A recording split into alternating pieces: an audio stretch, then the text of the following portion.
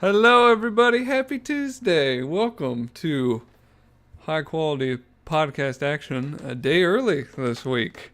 A day early Working because hard. I have plans to fly tomorrow and wouldn't be able to make the regular time. And what are those plans? None of your damn business, Mr. or Miss That's Listener. exactly right. Yeah, that's right. We're doing, well, I'm not doing anything. You're doing something. Some high I'm doing government, something. stuff you have to keep on the down low. Yeah, Yeah, strictly confidential. yeah, exactly. So, all, and also, I didn't know this until today. A lot of people didn't know this. That Didn't know what. it's apparently, according to our President Trump, a very scary time for men. Now, I don't know about you, John, but I feel constantly scared. Always, Constantly.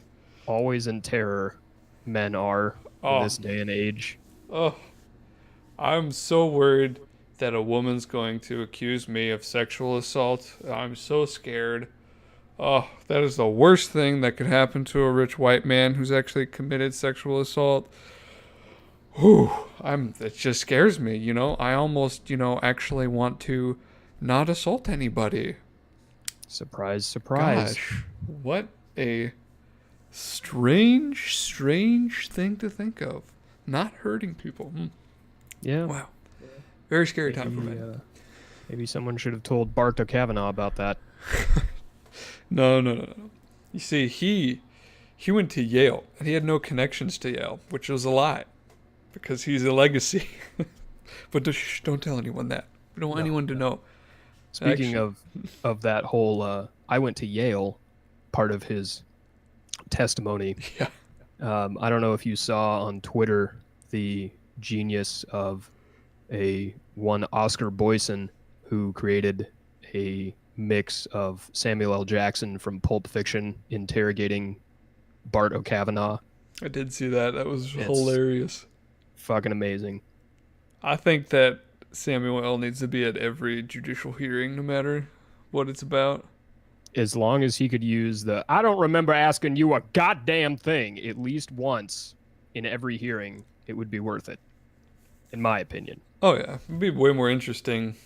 Well, at least more interesting. I wouldn't say way more because that hearing was fairly interesting, Yeah, that would even be considered an understatement, I and think. and led to a hilarious cold opening for Saturday Night Live. Oh God, Matt Damon, That was great job, that was hysterical.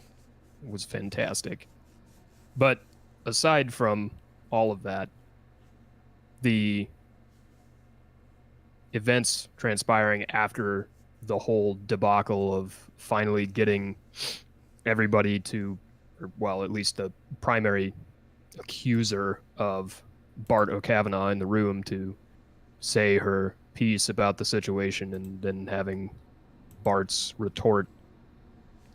We now have basically a holding period for an FBI investigation into Bart O'Kavanaugh that should have been done sooner, in my opinion, yours and most everybody else's.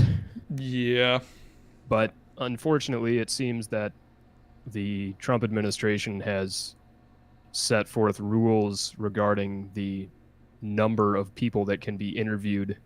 That being said, the two first accusers of Bart O'Kavanaugh are the only two that can be interviewed, aside from the third woman who came forward, which you could say is being a little bit clandestine, maybe? the whole thing's a sham. Really, I don't know how you can limit the FBI scope like that. I feel like they need to have free reign, and they're not.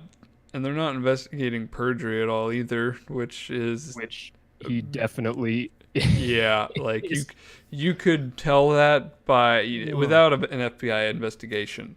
Like Absolutely. the five, at least the five things I noted when I was listening to the hearing was he said that the legal drinking age was 18 in 1982, which it wasn't. Yeah, It was 21. always has been. Wasn't always, but it was Well, 21 at the true, but that at that point in history, it definitely was. time. He says he's not a heavy drinker, which people who knew him in college before the FBI was even investigating said is complete nonsense. Dr. Ford, he claimed that other people Dr. Ford identified at the party in question denied the assault happened, when in fact all they said is they don't recall the party at all. They didn't say no, it didn't happen. They said, "Oh, I don't remember." So, in other words, they're of no help to either side at the moment. Yeah, that's Um, almost akin to pleading the fifth in that situation. Pretty much. I mean, if it wasn't a wild party though, and not a whole lot else happened, they just kind of sat, you know, drinking or doing I don't know other stuff not of note. Um, Whatever yeah, Yale undergraduates do, or Georgetown Prep high school students. or that, yeah. He claimed that the terms in his high school yearbook were not about sex, which is utter nonsense. If I think it was Bill Maher did a piece that said like what these terms meant in the 80s that are in his yearbooks. It's pretty apparent it's just like immature high school boy uh, notations in it. So like, come on, really? He's gonna Yeah. try to say that boof doesn't mean what I'm sure all the senators probably ask their grandkids. I'm sure Dianne True. Feinstein did that. I don't know. Do you know what this means, my little Feinstein grandkid? Boof? Oh. Oh, Grandma. No, no, no, you don't need to know what that means. Yeah, Finally, was one I already mentioned about him saying he has no connections to Yale. That's not true. right. He's a legacy, and legacies do get favored in the Ivy League schools. So no big deal though. Lying, everybody lies under oath at some point in their life. You know, this just happens to be a Supreme Court nominee who had a very odd opening statement. An opening Yeah. statement in which he used the trademark DARVO tactic, which stands for denying attack and reverse victim and offender, which a lot of people accused of sexual crimes try to make it seem like, oh, they're the victims and someone has it out for them, so they're blaming him of this hard to prove crime. And then he went on this like short rant where he sprinkled in a lot of Trump and conservative buzzwords. He said, quote, "This whole 2 week effort has been a calculated and orchestrated political hit fueled with apparent pent up anger about President Trump and the 2016 election, fear that has been unfairly stoked about my judicial record, revenge on behalf of the Clintons, and millions of dollars in money from outside left wing opposition groups." So I'm sorry to say, you know, as a fairly liberal person, that I at least did not see anything in the George Soros newspaper asking for wanted ads for women to come forward and act as if Brett Kavanaugh had committed sexual misconduct against them. I don't recall seeing that. I don't know if you saw something like that, John. I just don't remember it. So No, I don't remember it either. I don't remember seeing anything like that. that's what he was trying to say there outside left wing opposition groups. That is about as close you can get to saying George Soros without actually saying his name. Yeah. And the unfortunate thing about the whole situation, as I think we addressed early on when we started talking about this, was that the Supreme Court is generally, and I mean, most Supreme Courts, not just the Supreme Court of the United States, but courts in general are supposed to be reasonably unbiased in their opinion. But that's never always the case. It's just not. Judges will have their own personal bias about certain issues, and that's just inherent in how they rule about cases. But it's unfortunate to see the sidedness politically of this whole thing just spiral out of control, as pretty much everything has in the past couple of years.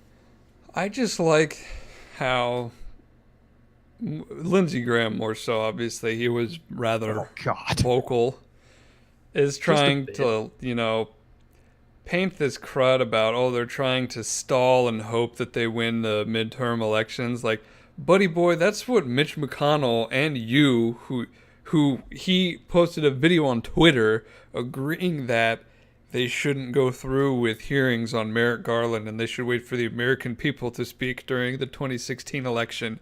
Like, that is exactly what you did. And you're going to criticize the Democratic Party for playing a game that you invented, which I agree in the first place isn't fair. But if that's how you want it to be, buddy boy, I have no problem with them playing the same tactics, and especially with the judge who's as far right and nutty as his Kavanaugh appears to be. And boy, did he come off as unhinged during those hearings. Yeah, both. Honestly, both Brett Kavanaugh and Lindsey Graham were unhinged. I didn't watch the thing live, but seeing the aftermath of both of these grown ass men yelling almost to tears into microphones over bullshit, basically, I that mean, they're spouting. Lindsey Graham is just lying POS anyway. Yeah, we've known that for a while. I mean, I know people who go, oh, he seems like a nice guy. Like going back from the 90s, like the late 90s, where he was all for, impeachment for perjury with Clinton. And then come to 2016, where he had a very short lived run at the Republican presidential nomination. And then he supported Jeb Bush. Jeb Bush dropped out. Then he supported Ted Cruz. He said a bunch of negative stuff about Donald Trump. And now he is all about that Trump agenda. You know, let's go forth with it. And now he's yelling in a judicial committee hearing like he's some drunk. Like that was so strange. And he brought up the fact he's a single man. Like some people have made jokes that he's closeted because he does kind of have that, that voice that a Yeah. lot of gay men have.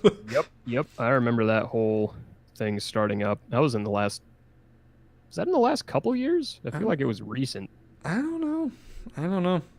Either Um, way. I just real quick want to read. We don't even have to react to it because it's so ridiculous, and I don't know what the hell would be going on in someone's head to think that this is an okay thing to say. It's Okay. the exchange between Amy Klobuchar and Judge Kavanaugh, who, when it was her turn to question him, actually started off by praising her, saying, I appreciate our meeting together and I appreciate how you handled the prior hearing, and I have a lot of respect for you.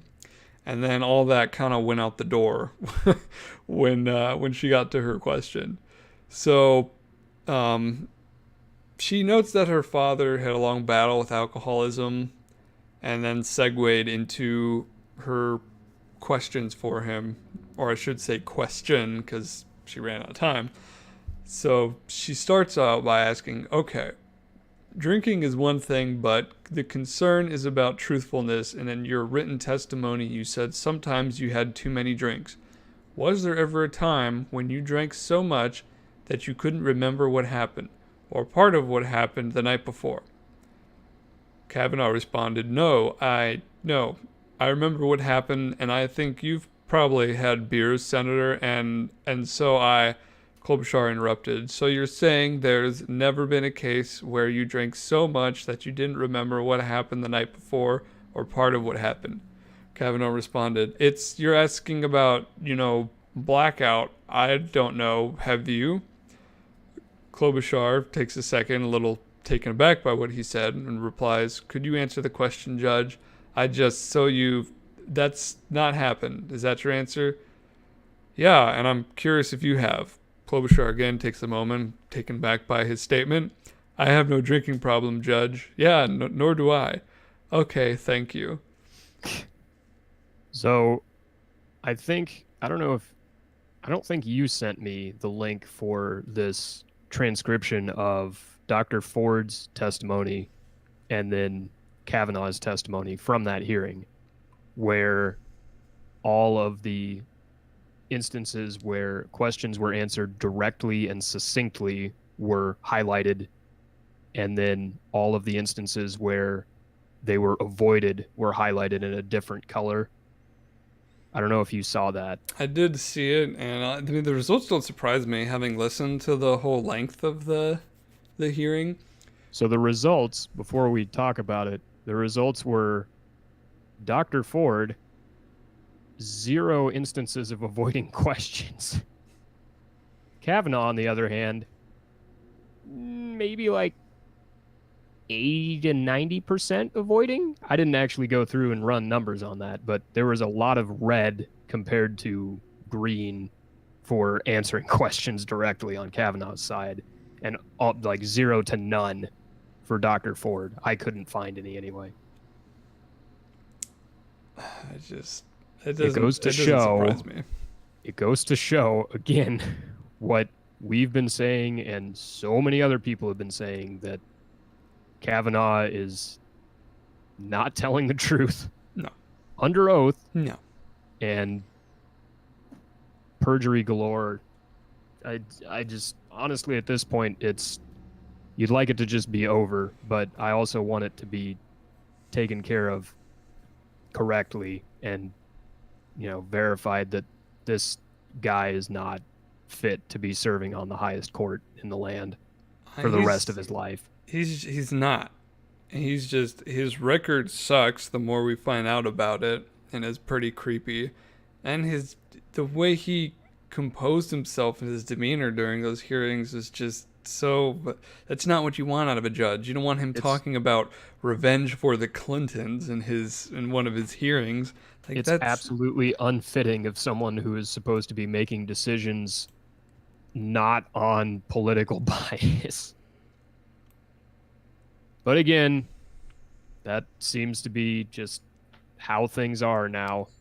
Political bias everywhere. He's such a good person. Look at all these people who say he's a good person. Have you ever watched To Catch a Predator? I wonder how many people those men knew would probably say, yeah, they're a good person, aside from the closet pedophilia. Yeah. Yep. Just because people say you're a good person does not absolve you from any crimes you commit, okay? I mean, do you think anyone was defending John Wayne Gacy? Well, he's such a good guy. I'm sure the bodies of those kids just happened to already be in the crawl space before he moved into that house. You think anyone was saying that? You see how ridiculous that sounds? It's they not a defense. Have just had Chris Hansen in the courtroom for Bart Kavanaugh, and I think things would have been taken care of. Now, Brett, you wrote here, I'm a Renat alumnus in your yearbook. What did you mean by that? I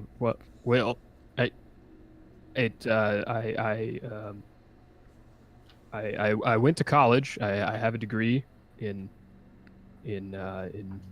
Juris Doctoris. Now, Brett, this was in your high school yearbook. Oh, well then, let me just get a drink real quick. Go ahead. What was the question? Now, in your yearbook, you said you were a Renata alumnus. What did you mean by that? No, I didn't say that. That was a joke with friends of mine in that school. Running joke, hilarious. You wouldn't get it. It's inside joke. I would love that if there was an actual Chris Hansen reading stuff from the calendar or his yearbook to him and asking him questions, seated at the island in the kitchen or something. That'd be hilarious. God, make it happen. It would have been more entertaining, in the sense that it might not have been as serious. It's true. Maybe bring Matt Damon. Matt Damon back. That would have been better. Much better. I do need a drink though. Yeah, all of this. It was very apparent from Kavanaugh's hearing, because he said it many times, that he likes beer, and that's about where the similarities between him and you end. So, Yeah. I mean, so he's also a white man, so am I. So there's another okay, similarity, we're not but gonna try to compare. Okay, just and I'm just being as factual as I can. oh, But okay, okay. in any event, so Bart O'Kavanaugh did like to drink heavily, and Yes. while I don't drink heavily in the sense of what he did, Mm-hmm. nor am I a rapist, but Thank you I for do clarifying. enjoy a good beer. And tonight I'm having one of the heavier beers that I've ever enjoyed. It's a 17% ABV beer. What? Yeah, and it comes in a can, You surprisingly. can. Yep, believe it or not. And it's called the Big Ass Money Stout. Apparently, this is a regular occurrence. It's a collaboration between two breweries, those being Lervig from LA and Evil Twin Brewing, which I believe is from Colorado. You would think they'd be from So, here, Minneapolis. Evil Twin. Come on. are they? I don't. I have no idea. I didn't think so. Granted, I've also had a few sips of this beer, so yeah, I might be a little off. It In any sounds event, like the can is empty. it is. You had one can already? No, I poured it into a glass. Oh, This is not a beer that I could shotgun, and I'm says okay with that says you. because it's one of the better beers I've had in a while. Aside from the fact that it's a very heavy ABV, high alcohol content, it doesn't taste like it. It does have a bit of the acidic sting of high alcohol, but it is incredibly smooth, almost like drinking French hot chocolate, like the drinking chocolate that you can get. Hmm. That kind of velvety smooth feel to the palate when you imbibe this beer. So Evil Twin Brewery is in Denmark. The fuck? Evil Twin at Westbrook Brewing Company, Mount Pleasant. Okay, well, you know what? I guess the can doesn't identify exactly where they're from. But that Either does make that or sense now that I think about it. Google's lying to me, or there's two of them. I don't know. That's Yeah, not there could be more confusing. than one. In any event, the beer itself was brewed in Mount Pleasant, South Carolina, as a collaboration between Evil Twin and Lervig Brewing, Oh, wherever those breweries it's a are from. collab. It is. And it's a very good one. Apparently, they do this. They've had two other varieties of this. This is the third big ass money stout. The reason I bought it in part was due to the can design that has a label that involves pizza slices and dollar bills. Hmm. So I was intrigued by that, and I'm glad I got it because although it is very heavy, and I may not finish all of it tonight because I do still have to go to work tomorrow. uh, it's chocolatey. It tastes of dark, roasty, almost smoked malt, and has a kind of dark fruit flavor to it that is very smooth and easily drank. So I would give it a out of 5. I gave it a 4.5 for sure. Wow. Wow. So, Wow, indeed. if we want to talk about foreign affairs, since we have a Danish beer company, Supposedly, supposedly, I don't. either confirm. Well, if Google's correct, which I assume it is. I just looked up Evil Twin Brewery, and it says it was started in Denmark. Well, there you go. I don't So know. we have a Danish brewery. World news. Moving I on. always thought just Stella Artois. That comes from Denmark, doesn't it? I thought that was Austrian. Is it? I don't know. Ah, fuck it. We're getting off subject. So anyway, so NAFTA 2.0 is here. Yay! Yay. Now called the USMCA. Don't confuse that with the bass player for the Beastie Boys. Rest in Yes. rest in peace, bro. Rest in peace, MCA. So the new trade agreement with America's hat and beard, also known as Canada and Mexico, Mm-hmm. set to go into effect in 2020, pending the approval from the legislative bodies from all three countries. So I'll just cover a few little quips, stuff that was fairly, at least that I found important. Maybe you won't find it important. Maybe someone will write me in a letter saying you forgot da da da da da da da da. And I'm gonna say I don't care, I don't care, I don't care. Oh, I don't know how long the bill is, but I would assume there's a fair amount of legislative lawyerese in there that we don't have access to immediately. Yeah, it's a trade agreement, so a lot of these sections, even though I've way condensed them, are probably like dozens of pages long, depending on what they're about. Yep. That's how they usually go. So, firstly, cars, starting in 2020, will qualify for zero tariffs, or in order to qualify for zero tariffs, a car or truck must have 75% of its components manufactured in Canada, Mexico, or the U.S. The current... That rises from 62 and a half, right? Right. Right. Additionally, cars and trucks should have at least 30% of the work on the vehicle done by workers earning $16 an hour, which will gradually increase to 40% of workers by 2023. Now that's, I think, the main thing that's causing some worry with economists, is because how that's going to affect prices for vehicles and where cars will be manufactured. Obviously, that this will increase cost in some areas of auto manufacturing, and that may force a very sharp drop in exported cars. Right.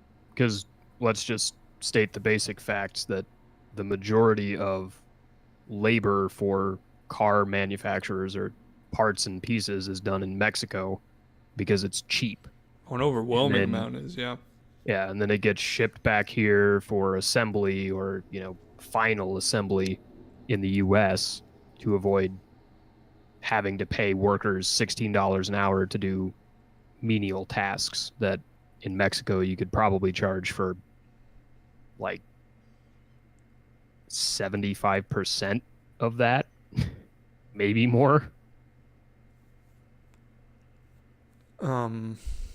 But the intent with that is to try and bring work back to the US. So manufacturing in Detroit or the Rust Belt, whatever they call that, would be probably won't. Honestly, yeah. I mean, in my opinion, it's not going to. Just from what we've seen in the past for how things have moved to China and Mexico and Vietnam and other cheaper areas for manufacturing and menial hand labor, I'm not 100% sure that this is going to make any major change to that.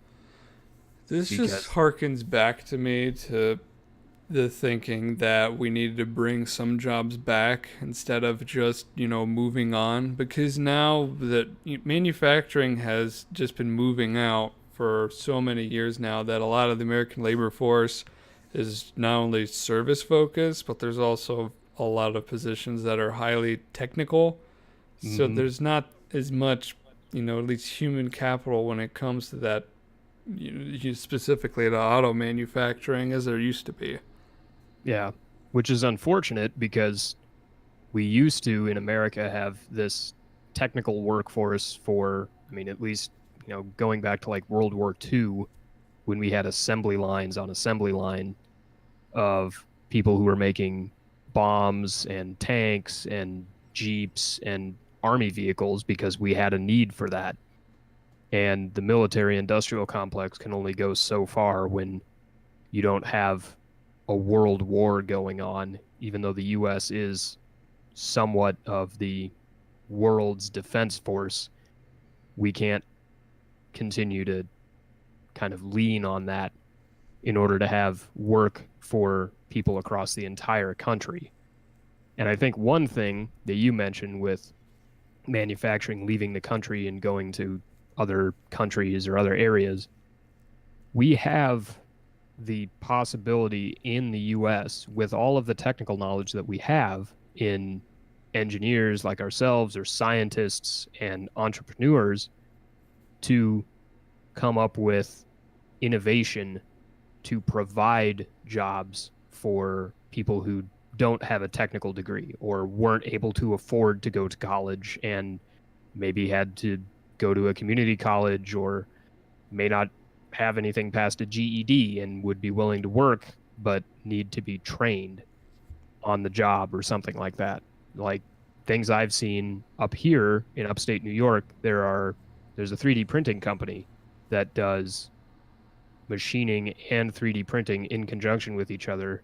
And like for a machinist, you have to go through an apprenticeship and be trained and actually know how to run a machine, and then do CNC training and know all of these on the job skills that you can get in a community college or a technical college setting, but you have to just have years and years of experience built up to be good at it.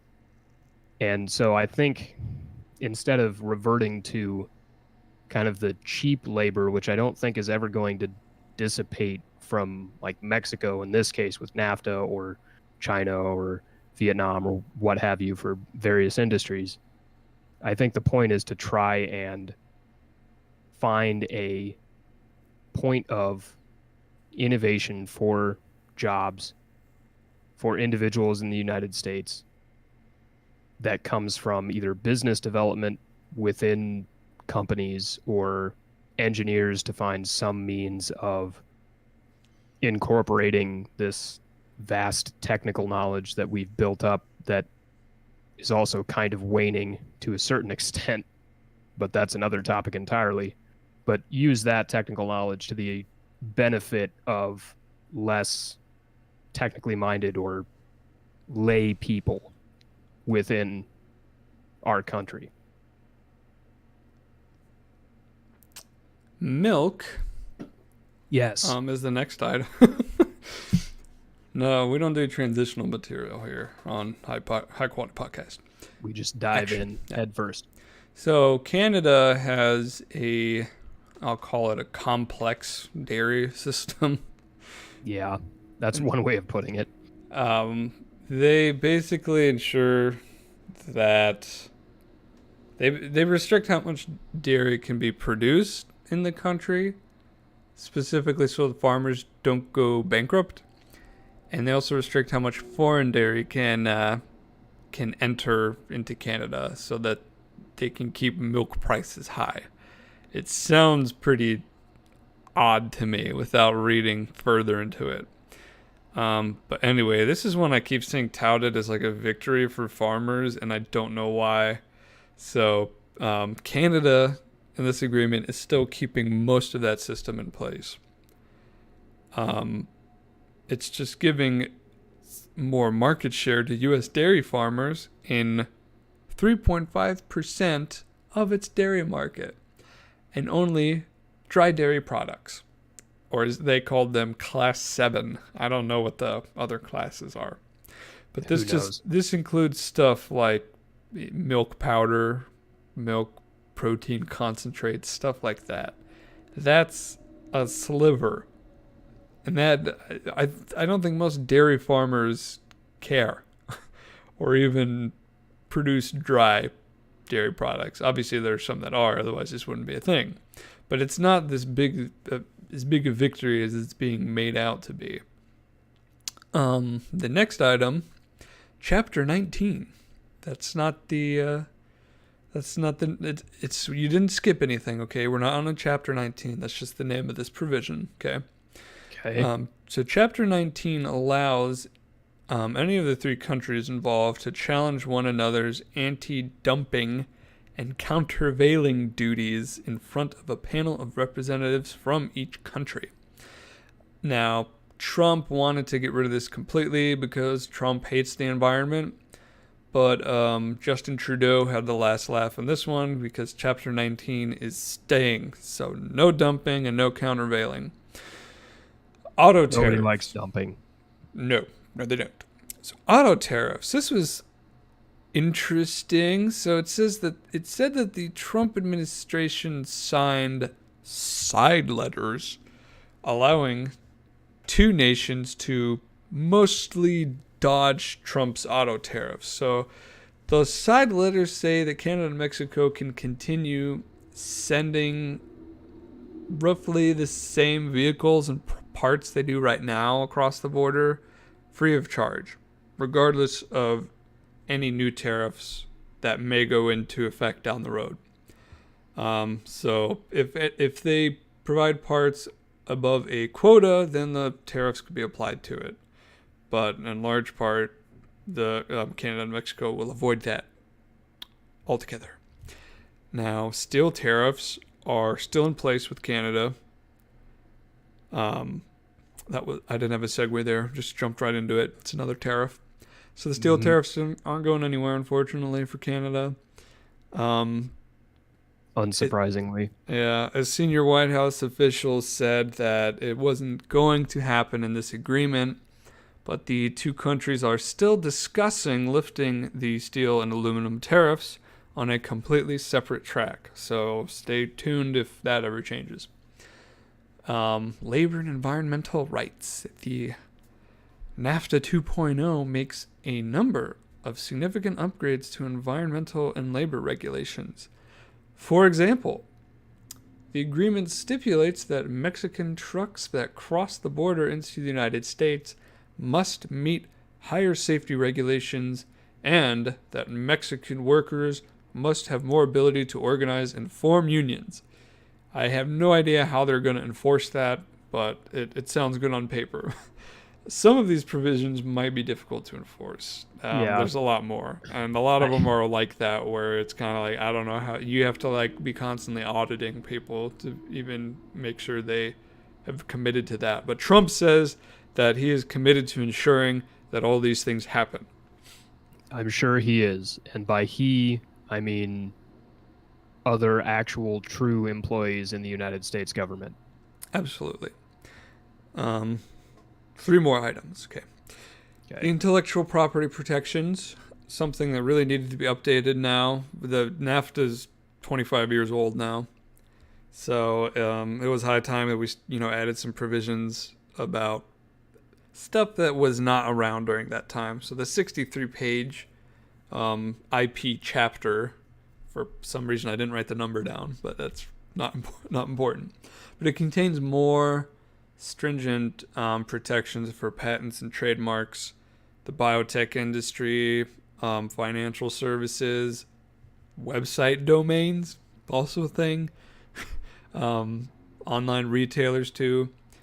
Many business and many business leaders, and legal experts believed that these updates were necessary, which I agree with, given, like I said, that this agreement is really old. So a lot of the stuff that are probably a part of that chapter weren't even around when it was originally written. So good. That is one thing I can agree on without having completely read it. Call me putting the cart before the horse. Anyway. So drug companies will now be able to sell pharmaceuticals in Canada for 10 years, whereas right now they could only have been sold for 8 years before facing generic competition. Right. And finally, the last thing I have, Chapter 11, not the bankruptcy chapter. Chapter 11 gave companies and investors a special process to resolve disputes with one of the governments in NAFTA. The idea behind this was that if investors put a lot of money into a project and then the government suddenly changes the rules, there is a clear way to dispute the process outside of a court system so that investors could go and resolve such an issue. Now, Chapter 11 is eliminated entirely for Canada, mostly for Mexico, except for a few key industries like energy. And critics argue that Chapter 11 was only being used as a way for big corporations to get taxpayer money But businesses say it was necessary to ensure they weren't harmed by sudden changes when new governments came into power in Mexico, Canada, or the US. So, in the end, Chapter 11 is mostly gone, except for a few small key industries, like I said, like energy, oil, obviously being another big one. And just to end it all, in 6 years' time, the agreement will be reviewed. Trump will be out of office, even heaven forbid, if he wins in 2020. Hopefully out of office. Yeah. If not, hopefully the Senate or the Congress, whole of Congress, will be a little bit better distributed than it is now. Maybe. Just maybe. Go vote, kids. Register to vote if you haven't already. 6 years will roll around. Either they'll decide that it's good and renew it for a 16-year period, or they will amend it accordingly. So, there is the USMCA in its short entirety. Mm-hmm. Not really much changed from the last agreement. No. Other than the fact that it was signed into effect, which we did need to have happen. So, thumbs up to the politicians and leaders in Canada and Mexico. Okay. So now we'll kind of end the last 20 minutes or so with our sciencey stuff. Yep. Let me start with the quick quip I mentioned last week about research on research. Meta-research. Yes. So the goal redundant research. Yes. The goal of this blossoming field is to make research more robust and efficient. So some of the ideas that are being instituted, depending on what your field is and what journal you're submitting to, is to pre-register studies and establish reporting standards. And very recently, there's been quite a push to make study data available for others to explore before a study is published. So if scientists better understand what they're doing, they might be able to do it even better. Meta research. There's nothing wrong with that. No. All right, your turn. So speaking of research, oh yes, I don't know if you're aware, but the Nobel Prizes for 2018 were awarded technically today in Switzerland, Sweden, wherever they are, Switzerland. I'm pretty sure it's Switzerland. I think it's Switzerland. I think we're gonna look stupid if we just got that wrong. We could be terribly wrong, but in any event, they were awarded today. Earlier, when we were asleep, as time zones go, but there were a couple interesting notes on the awards for the Nobel Prizes.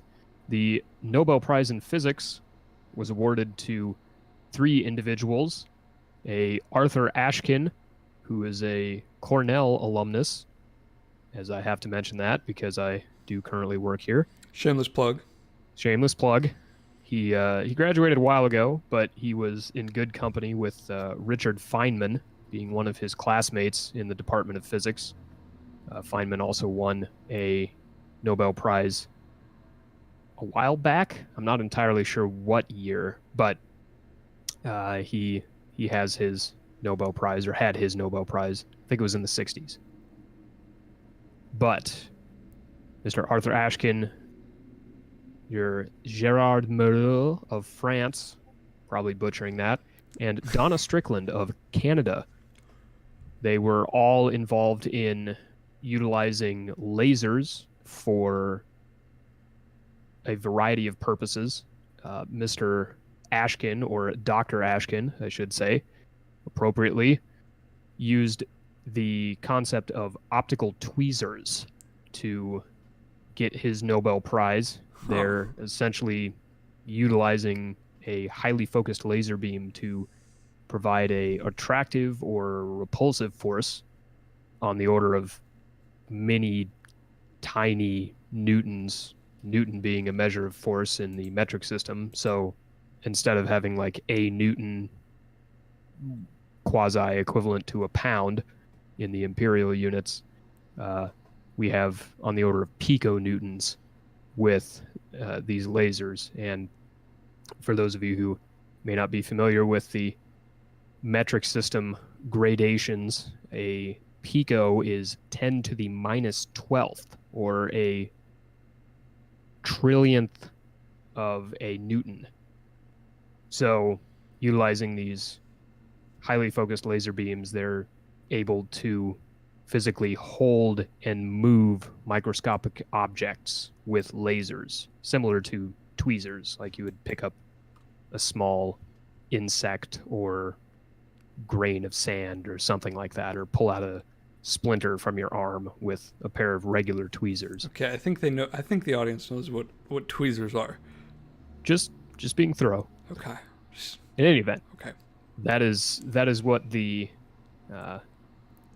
good Dr. Ashkin was awarded his part of the Nobel Prize for. Well, that's the cool. other two individuals being Dr. Miro and Dr. Strickland used the laser, the humble laser, as a a means to, well, part of laser engineering is increasing power output of a laser without completely frying the optics that you use to focus and direct that laser.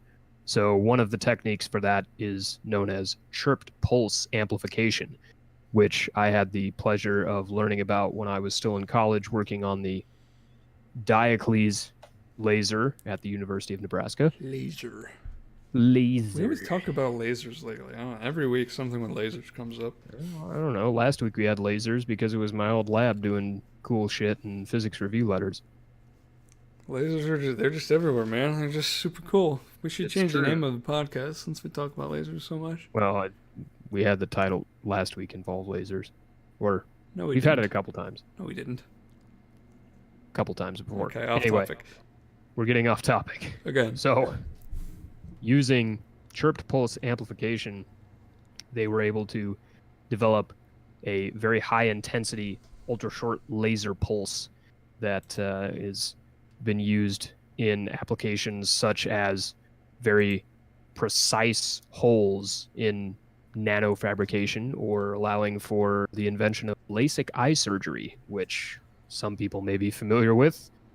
I wear glasses. I know you do as well. Maybe someday, but it's expensive. In any event, the point of all of this is that, or one corollary, I should say, is that Dr. Strickland was the third woman in history to be awarded the Nobel Prize. Over the entire course of the Nobel being in existence, only 3 women have been awarded it. That's kind of shocking when you think about it, just the span of time and the number of prominent women there have been. Yep. Shocking and unfortunate with the amount of prominent, very intelligent, and deserving women of the Nobel Prize. And not just the Nobel, but other accolades in physics as well, and the sciences in general. It's still shocking that more women aren't recognized as laureates in the science fields. But as an aside to that, I don't know if you heard about the debacle that CERN had to face with a scientist or physicist who was a resident physicist. Former at this point, yes. He one Alessandro Strumia, who is a physicist from the University of Pisa in Italy, was giving a talk at CERN in Geneva, Switzerland, that was in front of a large group of female scientists, physicists, chemists, what have you, probably primarily physicists. But in his talk, he claimed, his main claim was that, quote, men, not women, face discrimination when seeking jobs in physics. Which I think we can both agree is total bullshit. Yeah. And I know I'm a guy, so probably think like, oh, what the heck do you know? But um, Yeah, yeah, that's BS. I can tell you that's that's BS. The women I know from college who have had to deal with such crap can also could reiterate that that is complete BS. And I'm so sure any number of people out there, man or woman, can tell you that that is complete nonsense. exactly. And a question I had for you pertaining to this, we're both engineers. We're both in technical fields, STEM fields. Hmm. How many women were in your courses throughout college? Just a rough number. Okay, this is unfair because my field of engineering was probably the most popular, but it was 50-50 for biomedical. Right. But other engineering disciplines was very different. I mean, the So for civil me, mechanical, the yeah, ratio was, way more men than women compared to the exactly. field I For was in. me, being a mechanical engineer, I can think of maybe 5 or 6 women in engineering, my engineering classes that I went through the my whole undergraduate with. So, compare that to your average class size, and it's like you say, it's completely different than what you would run into in, say, like biomedical engineering or chemical engineering or things like that. And I think that partly ties in with the seemingly high enrollment of women in medical fields and fields pertaining to medicine or uh, chemistry or things of that nature.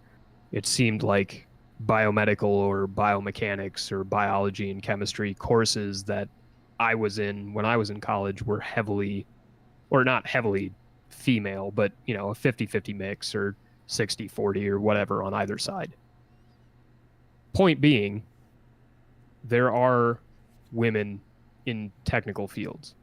And I've heard from colleagues of mine, friends of mine who are female engineers and arguably more competent than I am at my job. And I've always maintained that. But At least you can admit it, right? I mean, yeah, I'm not afraid to say it. There are 2 sisters I know. One works for NASA and has a master's degree in mechanical engineering, and the other is working on her PhD in doing cancer treatment research. Like, they're both incredibly intelligent and have faced far more adversity than I have in my career. And I mean, I'm just an engineer. I do my thing. I enjoy what I do, but they've they've gone above and beyond, and unfortunately, it seems like they've had to get to where they're at in terms of being recognized by peers. And I don't know their personal situations all that well, and I don't want to speak for them, but that's just from the outside looking in. So the point being, through this presentation, Dr. Strumia presented various quote unquote factual pieces of evidence that show how men in physics have more publications, more authorizations of articles than women do. And he has shown, or has tried to show through his talk, that although men, quote, invented physics, women have started to take over the male's role in physics by virtue of, well, if you want to be hired, it's easier to be a woman because people will make concessions for you to get a job, as opposed to a man who has to work his ass off to get to the same level as a woman. Which, again, tell me what you think of that. That's complete nonsense.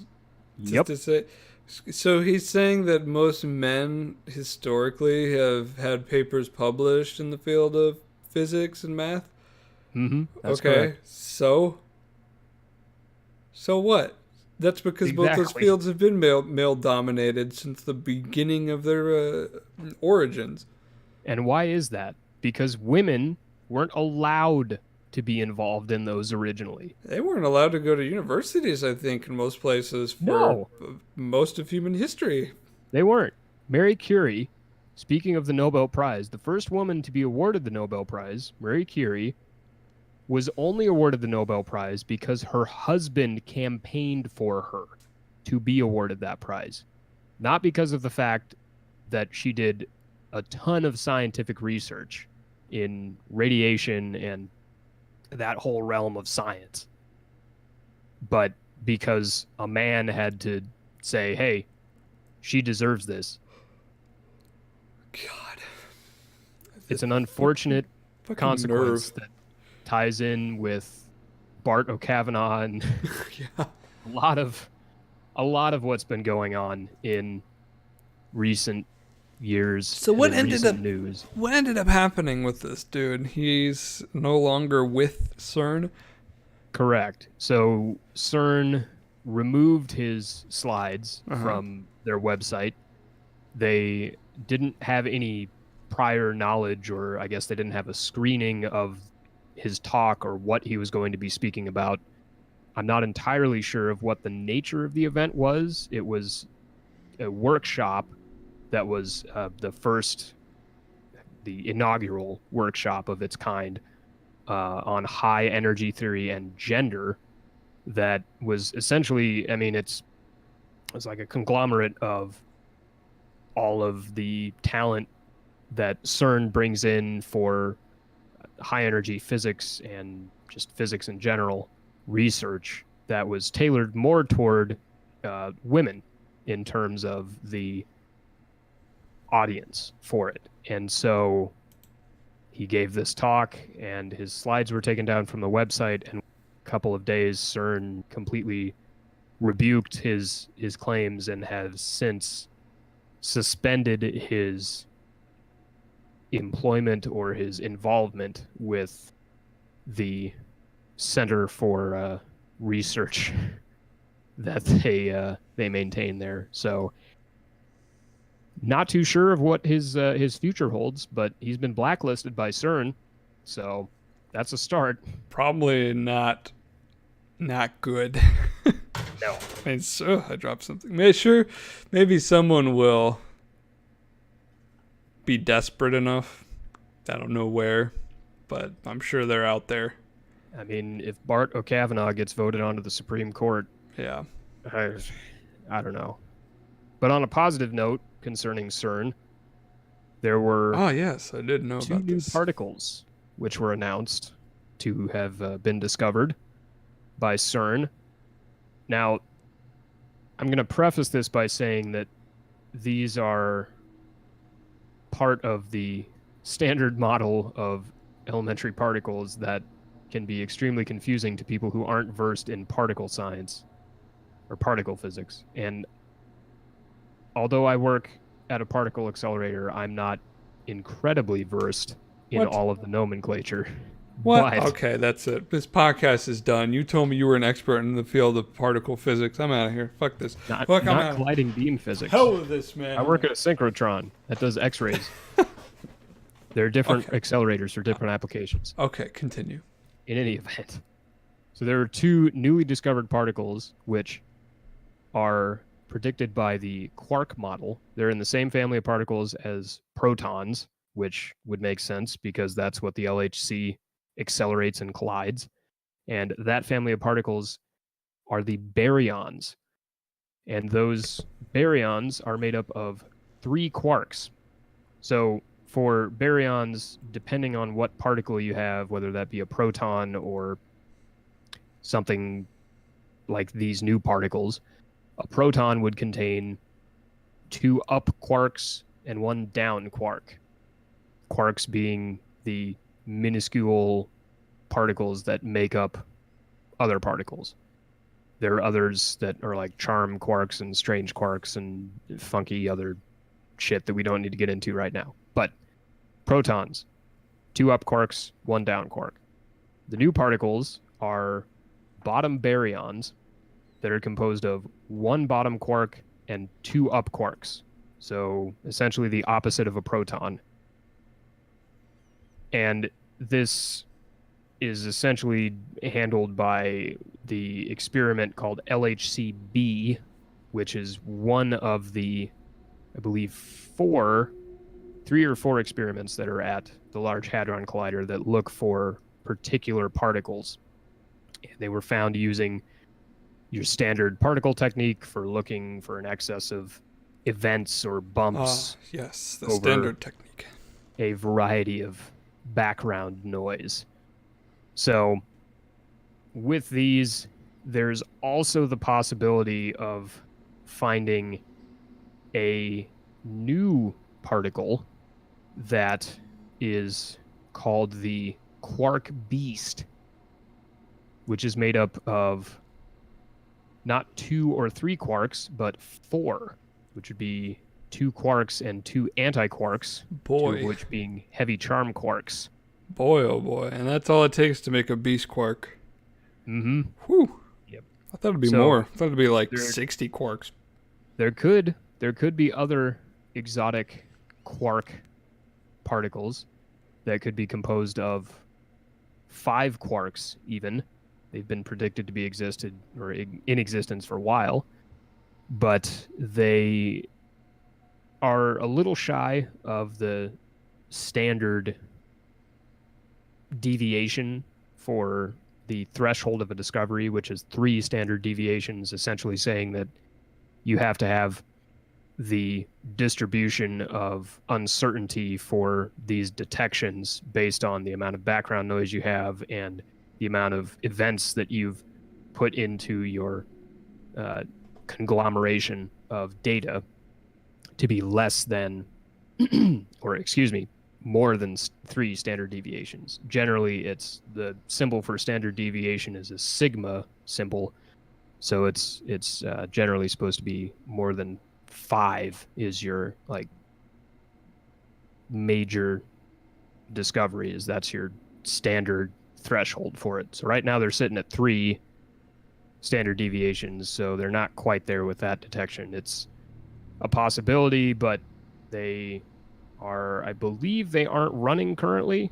They're probably doing some upgrade work. So in the next few years, there could be some further discoveries on these exotic particles that could come out of CERN. And hopefully they'll have a little less controversy surrounding gender issues in physics. Yeah. My thing about Galileo is pretty long. So we may lay that off again. Maybe we'll save that for next week. Again. It's always for the past 2 weeks it's just been the bridesmaid. Yeah. But it's pretty interesting. I've kind of, since I've had a little more time on my hands over the last week, I took a lot more extensive notes, not just on the new findings that initiated this article, but also a little bit behind the history of Galileo versus the church. So look out for that next week. Okay. So I thought of a title. Okay. Hit on me. High quality Nobel beer. I like that. Yeah, right? That's good. Let's go with it. That's good. Wow, that was the fastest title thing we've ever done. I mean, it's reasonably positive. We talked about a lot of stuff that was kind of not boring or lame, but a little depressing. Yeah, I'm waiting for a political week where it's not just an opening 20-minute rant of how terrible things are and then making jokes to cover up our existential dread about our current situation. So, but one day that'll happen. We picked the wrong time to start this dang thing. If we had started this while Obama was president, it'd be totally different. Well, I mean, part of the reason we started it was because we were pissed off. You're right. So it's not all that bad. All right. So, with that, I'm Nick. I'm John. And we hope you have a high-quality week, rest of your week, extended by a day, since we recorded a day early, just for you. So you should all thank John. John, say you're welcome. You're welcome. Exactly, because he took time out of his week when he didn't have to make this podcast. Extremely busy week. Exactly. It's actually ridiculously busy, so you better get started on that then. Yeah. Right now. We're going to stop recording right now, and he's going to get started. That's how busy it is. Yep. All right, man. Everybody have a high quality week. Goodbye. Peace.